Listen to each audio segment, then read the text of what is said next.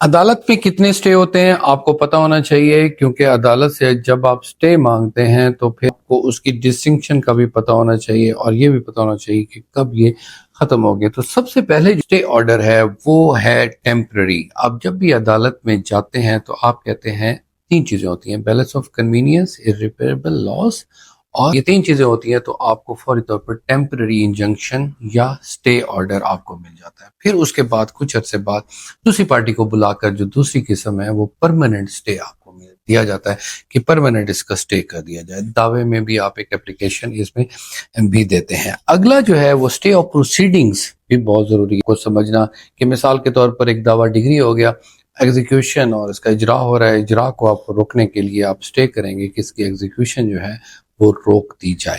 آگے ہے سٹے آن پراپرٹی۔ اب مثال کریں آپ کی پراپرٹی جو ہے آپ کے قبضے میں ہے، آپ دو قسم کے سٹے لے سکتے ہیں کہ میری پراپرٹی کو اس دوسرے شخص سے بچایا جائے، اور یہ بھی کہا جا سکتا ہے کہ آپ کی یہ جو پراپرٹی ہے کوئی اور قبضہ بھی نہ لے اور اس کی جو تعمیرات ہیں وہ تعمیرات کو بھی نہ روک سکے۔ اسی طرح آپ یہ بھی سٹے مانگ سکتے ہیں کہ دوسرا جو چیزیں بنا رہا ہے یا تعمیرات کر رہا ہے اس کو بھی ختم کر دیا جائے۔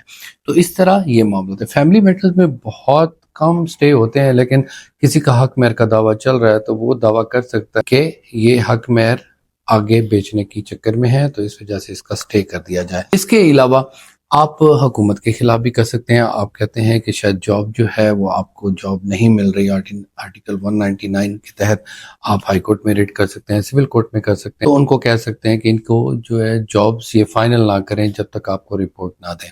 اس کے علاوہ مینڈیٹری اور ڈائریکٹری انجنکشن بھی ہوتے ہیں۔ مینڈیٹری ہوتا ہے جیسے آپ کا بجلی کا میٹر اتارا ہے تو اس کو آپ کہہ سکتے ہیں کہ بجلی کا میٹر یہ بحال کرے، تو یہ اس کو ڈائریکٹ کیا گیا، مینڈیٹری ہے، اس کو گائیڈ کیا گیا۔